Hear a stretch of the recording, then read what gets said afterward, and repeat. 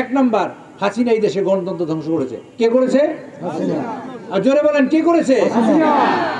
শুধু হাসিনা করে না, হাসিনা খুনি হাসিনা।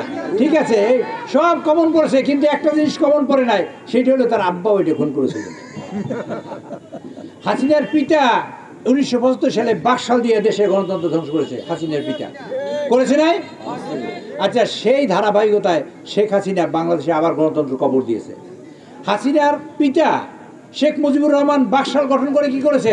পত্রিকা বন্ধ করে দিয়েছে, সংবিধান কার্টেল করেছে, এবং শেখ মুজিবুর রহমান যা মানে ওই যে রাষ্ট্রপ্রধান হিসেবে সংবিধানের উপর উঠে দাঁড়াইছে, এবং এই দেশে কোনো মানুষ কোনো কথা বলতে পারবে না।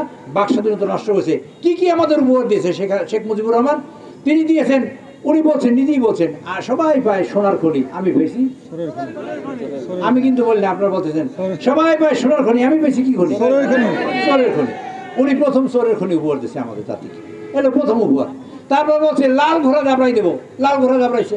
এরপরে দিছে কি? আমাদের বিরাট উপহার দিছে রক্ষী বাহিনী। মনে আছে আপনাদের? মনে পড়ে রক্ষী বাহিনীর কথা?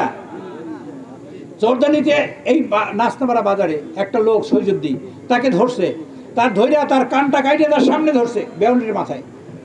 তারা জিজ্ঞেস করে এই কানটা কার? রক্ষী বাহিনীর লোকেরা। তারপর কথা বলে না, তার বেউনিতে আবার একটা খোসা দিয়েছে, ফিনকি দিয়ে তার পিছন থেকে রক্ত পড়তেছে, বল স্যার কান আমার আমার। পাকুন দিয়ে এটা কথামালা রাজনীতি। এই কোণে আমি আর একবার বলেছিলাম, যদি আপনার কেউ বই পড়েন, কথামালা রাজনীতি, রেজওয়ান সিদ্দিকী লেখা বইতে আছে। পাকুন দিয়ে একটা ছেলে 36 দিন টাইফয়েডে ভোগার পর ভাত খাইতে বসছে, ভাত সামনে প্লেটে নিয়ে বসছে, মুজিব বাহিনীর লোকেরা তাকে চারদিকে ঘেরাও করেছে। তারপর তাকে গুলি করে মারে। গুলি করে মারার পর বলে যায়, এই লাশ কুকুরে না খাওয়া পর্যন্ত তোমরা এখান থেকে লাশ কবর দিতে পারবে না।